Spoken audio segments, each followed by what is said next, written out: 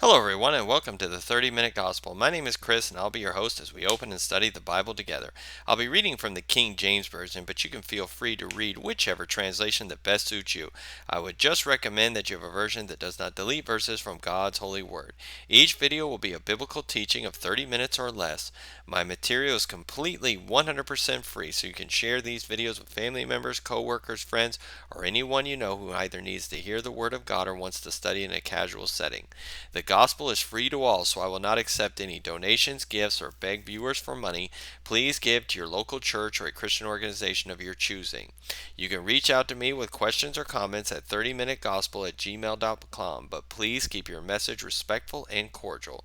Please also to remember to hit the like button and subscribe to my channel if you enjoy the Christian content presented here. You can also follow me on Facebook at 30 Minute Gospel with Chris. Well, welcome again, everybody. We have been on a set of videos. This is like video 10 now. We've been talking about male and female nature, the relationships in the Bible. Okay, um, and so where we left off last time is we were talking about how have women how women test men. Okay, and as I explained in the last video, I'm going to go over it just briefly here. Women only test the men that they date, they have interest in, that they date, or that they marry. Okay, women do not really test their fathers, their uncles, their brothers, their cousins. They don't really test them for strength because they are not when it's just that they don't. And I explained it. If if you go over, if a husband is at his in-laws house, let's say, and the father comes in and he shuts the front door, the wife will look at her father and say, did you shut the front door? He'll say yes, and she will never look back. She will never ever look back at that door. But if her husband comes in and through that door and she says, did you shut the door? You say yes. Sometimes that wife will just peek at that front door just to make sure. The reason why women test men is because they don't fully 100% trust us because of what Adam did to Eve. Because Eve saw what happened when Adam was weak and did not follow his character, his strong masculine frame, he didn't follow what God said. He listened to her. And because of that, he displayed weakness, and his weakness cost them the Garden of Eden. It cost them, they became spiritually dead. It cost them death physically. It caused her pain in childbirth. It caused sin to run, the ground to be cursed, and the sin to run, caused strife. So ever since then, instinctively, women have never been able to trust men who they deem as their husband or husband material. If they're dating them, they're interested in them, they never do. So because Adam showed weakness, Eve saw it. Girls will test men for strength.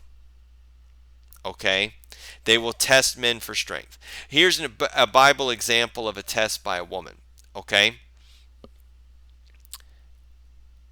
Job's wife looks at him. Everyone remembers that in Job chapter 2. She says, she looks at Job and says, are you still holding on, to your integrity? Curse God and die. That was, now she was responding emotionally to it, but she was testing Job to see, is he going to stay strong in the Lord or is he going to curse the Lord? Okay? If he had cursed the Lord, I mean, like she suggested, okay? She would have viewed him, he would not have passed the test. She would have viewed him as weak, and she would have lost respect in her eyes for him. But Job passed the test. Okay? Job passed the test. He said, you're talking like a foolish woman. Okay? And he said, I will always praise the Lord. Shouldn't we expect, you know, punishment from God with also good things? So God didn't sin. He was still keeping his integrity. He was still doing that. And guess what happened? Job's wife didn't leave him. How do we know that? Because Job had more children after God restored him. He had more children with his wife. It didn't say he got a new wife. It doesn't say that. He stayed with his wife. Why? She can trust him. Okay, that she can trust him. Okay, if you read the book of Ruth, Ruth kind of tests Boaz some. She tests him some to see what he will do. you know Here, take these and go. Some of that, the story about him. Here, take some of these things, go lie down. Naomi was telling her, go lie down by his feet. That these are tests. These are female tests that they do to test the man's strength. Okay. And you can even look at what Eve did was a test for Adam, and he failed it. Sarah tested Abraham with Hagar. He failed the test. And you know what happened when he failed the test? Sarah got angry. Her anger was inappropriately placed on her anger was inappropriately and indirectly placed on Hagar, and it shouldn't have been. Her anger should have been on Abraham. Abraham should have said, "No, we're not doing this. God said it will come through you." But he listened to his wife against what God had told him, just like Adam did. He failed the test from his wife. And women don't know that they do these tests. Women are not aware that they're doing it. Okay? But women will test men for strength. Okay? It's just what they do. Okay? And so, that's what happened was, we talked about Jezebel. Jezebel continuously, I know that's what she did. She continuously tested and tested and tested Ahab, and he failed. He became a weak man. And she lost respect for him, because the minute Ahab died, she was immediately trying to look for her next suitor. When Jehu came, she was looking to try to get together with Jehu. Okay, so these are the tests women do. Potiphar's wife tested Joseph day after day, and you know what Joseph did? Joseph passed her tests. That's what he did. He maintained his integrity, and that because he kept passing her test, that made her more attracted to him. Because the more men pass the test that their wives give them, the more tests that they pass, the more that they pass, the more attracted they are to you, because you're displaying masculinity. When you're failing the test, you're displaying weakness, femininity, and that they don't like. Okay? And I'm going to talk about how to pass these tests. But women want masculine men. Do not believe what society is telling you. Guys, do not believe what society is telling you. It's a lie. Okay? Women want masculine men. Okay? What does that mean? That means that you can display some emotion, but most of the time you can't. Okay? These kind of, the movies know all about this. Okay? The movies know all about this, that women do not like weak men. They don't. Okay, one there's a couple examples. One, there was a movie that came out in the '90s called Death Becomes Her. Okay, and it stars. It's an all right movie. It's fun to watch, but there's some lot of truths in that movie. And what happens in the movie is that Bruce Willis, who plays in that movie, he's married to Meryl Streep, who's an actress. He shouldn't have married her, and he basically became an emasculated male. Okay, and he was just a weak man. He didn't stand up to her. He just avoided her, avoided conflict all the time. Everything with them was very, very surface level. He gave her the ick when they were in the car. He was breathing out his nose. She's just, can you just not breathe? That's that ick thing. Girls get what's called the ick. Girls just do. You can see it. They get annoyed by things. Guys, you know what I'm talking about. Girls know what I'm talking about as well. They will get annoyed by little things. I noticed something one time where I was standing in line, and there's a group of friends, and they were just kind of standing in line, and one of the girls was going like this, going like that with their thing, and the other one of the girls looked at her and goes, "Will you just stop that?" That's the ick. Like nobody else really, it doesn't really bother anybody else, but it bothered her. You see, that's the kind of ick thing they kind of get. But anyway, she's giving him the ick, and so eventually, what happens is Bruce Willis eventually stands up to her. Okay, well, naturally, he hasn't stood up to her for their 20-year marriage or 15-year marriage or however many years it had been they'd been married. He hadn't stood up to her at all. And so like, of course, when that kind of throws the girl back because you've never stood up, so naturally she's going to challenge you on that leadership to see, whoa, he's displaying leadership. So then guess what, she's going to test you now. The girl's going to test you now to see if you're faking the leadership, if you're faking the masculinity, or if you truly mean it. So they immediately throw a test. That's what happens. He stands up to her, and then they start an argument, you know. And Bruce Willis is really standing up for himself, but Meryl Streep in that argument that they're having in the movie makes a very good point. She says, "You're not a man anymore, and I need a man, not some weak, broken down, you know, man. I don't need that. I need a man." What is she looking for? She's looking for masculinity. And as a matter of fact, she was cheating on Bruce Willis with a young, buff, looked like he was a ladies' man kind of guy. You see?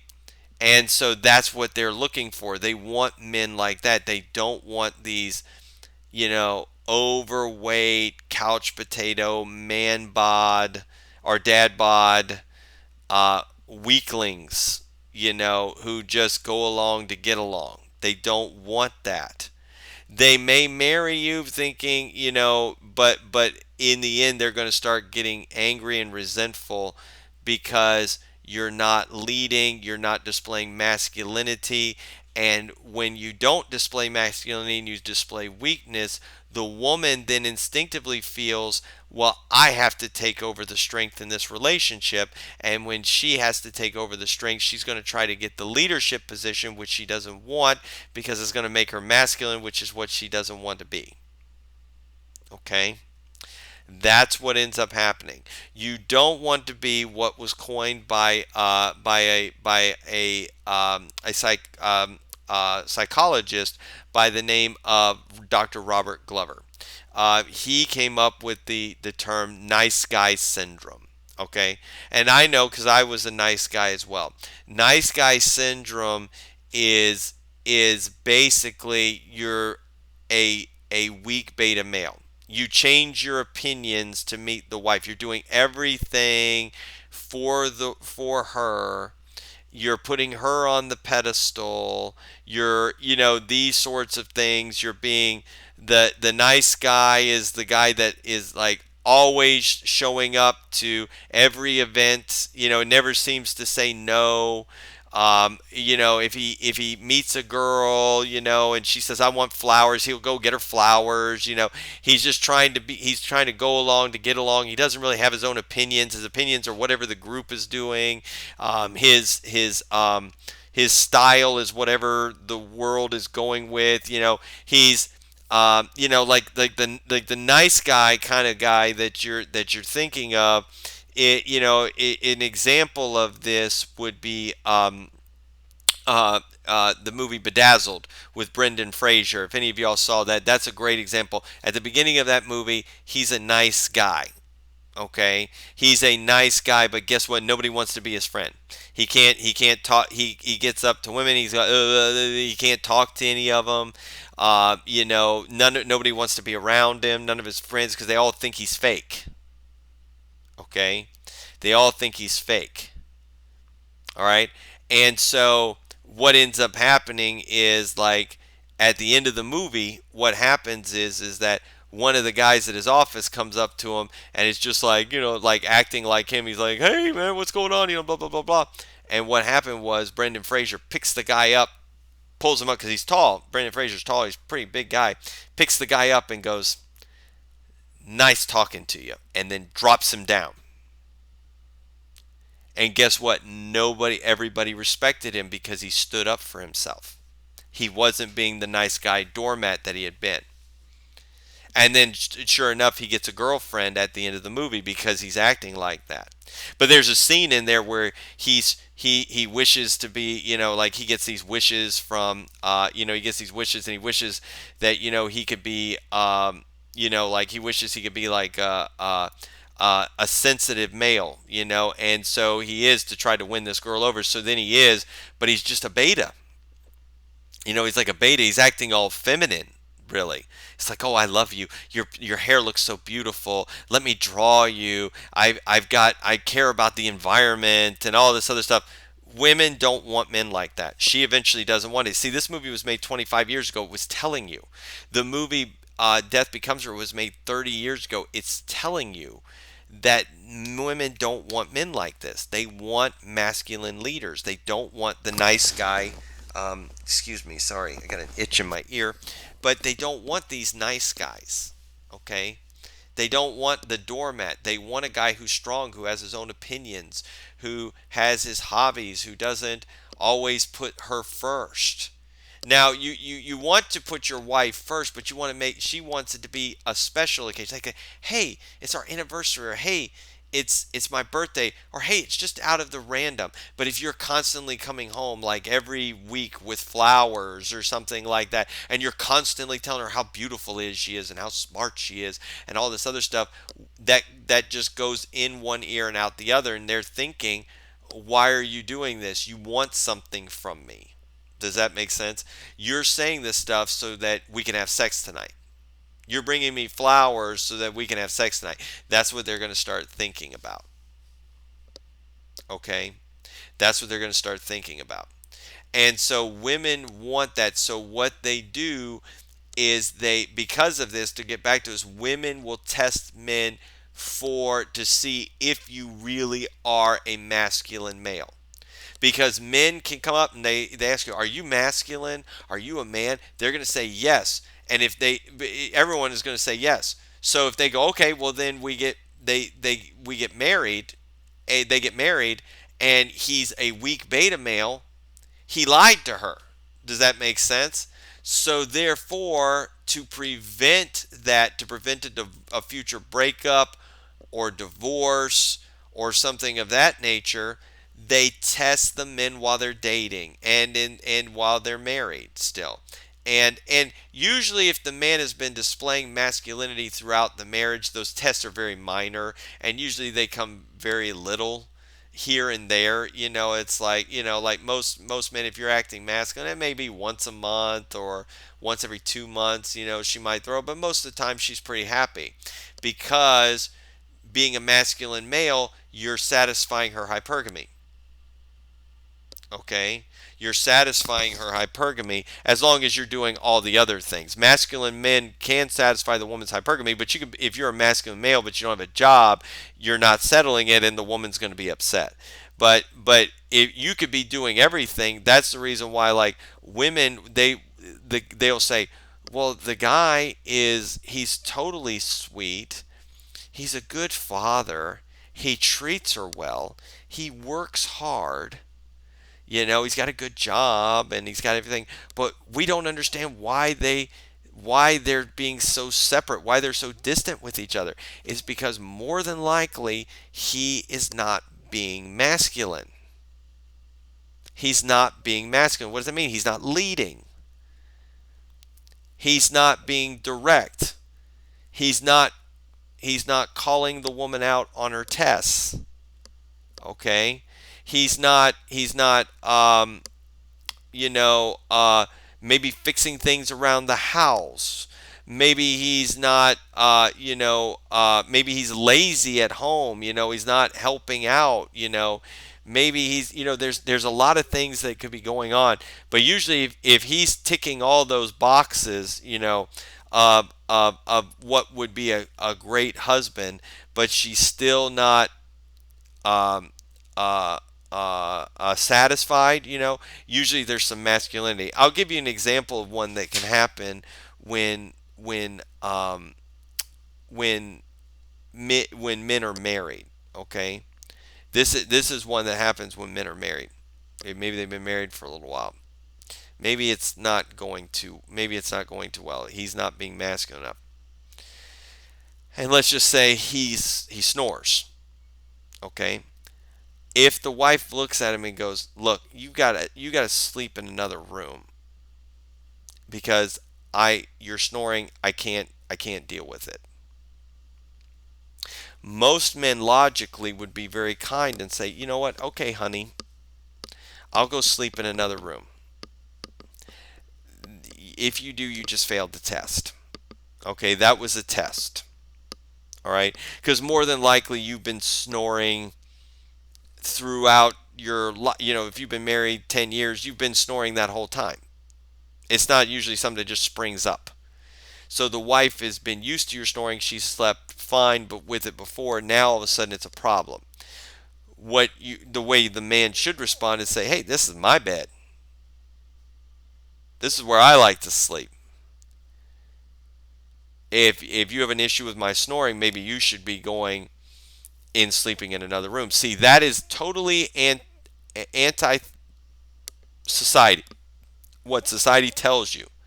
But in actuality, if you say that, the woman respects you because you're saying, "This is where I sleep." You're not bending to her will like Adam did to Eve. You're not bending to her will. Does that make sense?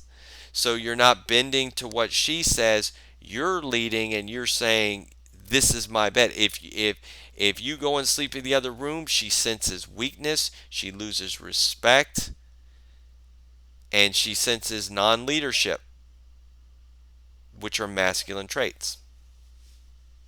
Okay? Do you see that? That's what ends up happening.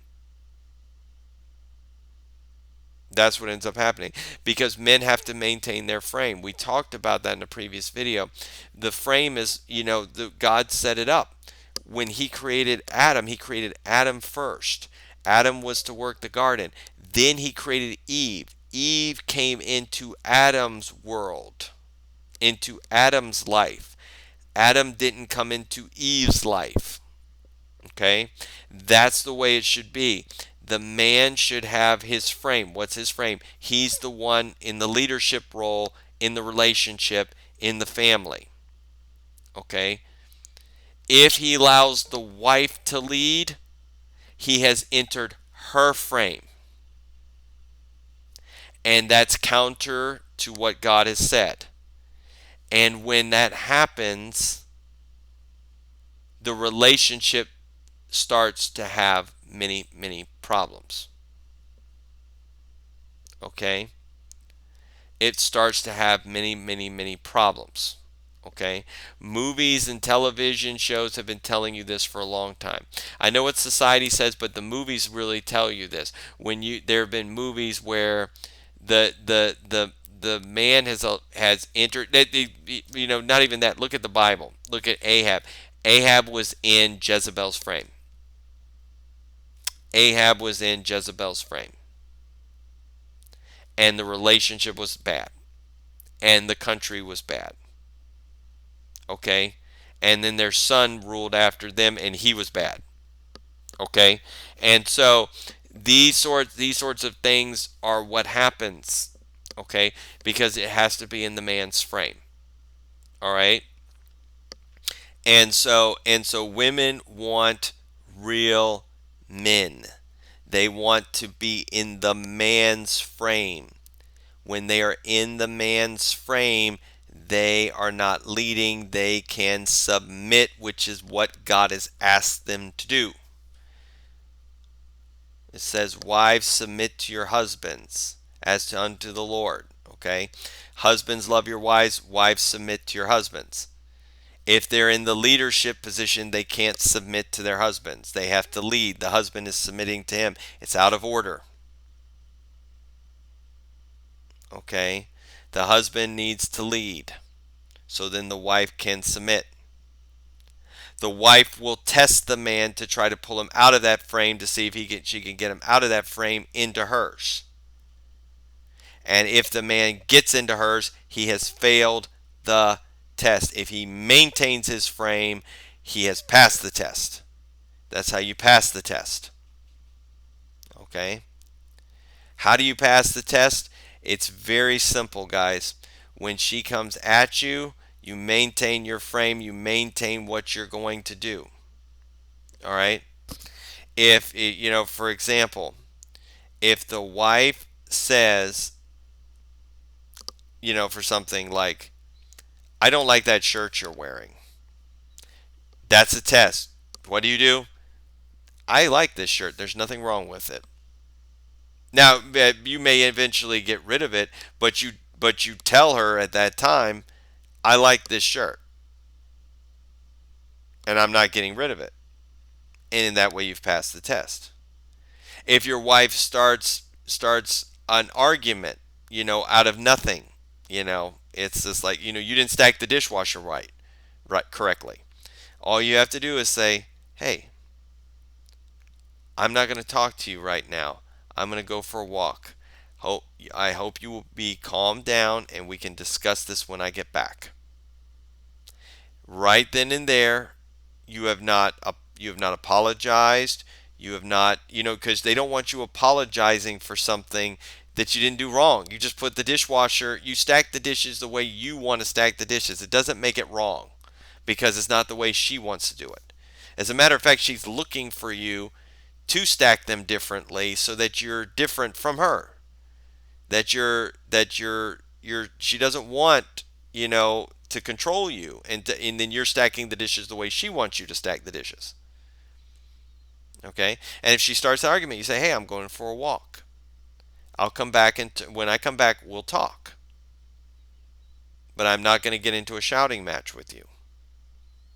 You see? You're being strong, calm, emotionally stable, emotionally under control. This is what she's looking for with these tests. It's like she tested you for masculinity and strength, and you just passed those tests. You acted like a man. Okay?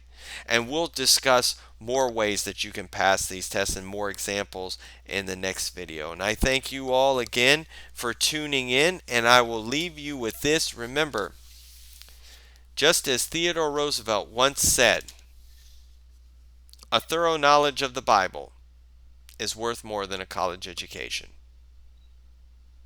God bless you all.